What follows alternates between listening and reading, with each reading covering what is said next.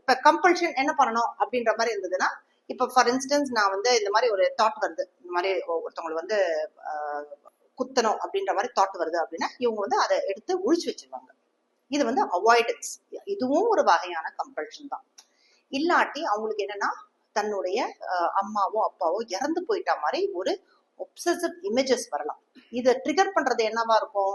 ஏதோ பேப்பர்ல படிக்கிறாங்க, படிச்ச உடனே ஏதோ ஆக்சிடென்ட் பாக்குறாங்க, உடனே அம்மா அப்பா இறந்து போயிட்ட மாதிரியே சிந்தனைகள் வரும்.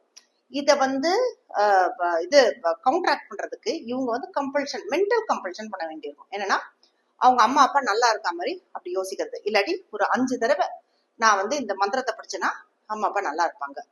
ஸோ அவங்க எப்படின்னா இதை வந்து நம்ம ஒரு தாட் ஆக்ஷன் ஃபியூஷன் அப்படின்னு சொல்லிட்டு இதை நம்ம சொல்லுவோம் நம்ம சைக்காட்ரிக் டேர்ம்ஸ்ல. அதாவது தன்னுடைய சிந்தனைகளும் தன்னுடைய சிந்தனைகள் வந்து செயல்பாடுகளுக்கு லீடு பண்ணும் அப்படின்ற ஒரு திங்கிங் எரர். அது அவங்களுக்கே தெரியும் லாஜிக்கலா நடக்காது.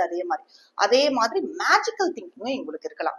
மேஜிக்கல் திங்கிங் அப்படின்னா வந்து இப்ப நான் வந்து இந்த ரெட் லைட் இருக்கு, இந்த ரெட் லைட் எப்படியாவது ஆம்பர் வந்திருக்கு, ரெட் வரதுக்குள்ள அந்த டிராபிக் லைட்டை பாஸ் பண்ணிட்டேன்னா அப்படின்னா நான் வந்து எங்க அம்மா வந்து இது நல்லாயிடுவாங்க, இப்ப ஹாஸ்பிட்டல் இருக்காங்க. ஸோ இதுக்கும் அதுக்கும் என்ன கனெக்ஷன்? இதுதான் மேஜிக்கல் திங்கிங். ஆனா இது வந்து ஓசிடில இப்படி வரும். ஸோ இது என்ன மாதிரி வரும்னா, ஃபர்ஸ்ட் ஏதோ ஒரு ட்ரிகர் வரும். ட்ரிகர் வந்த உடனே ஒரு ஒப்சசிவ் தாட்,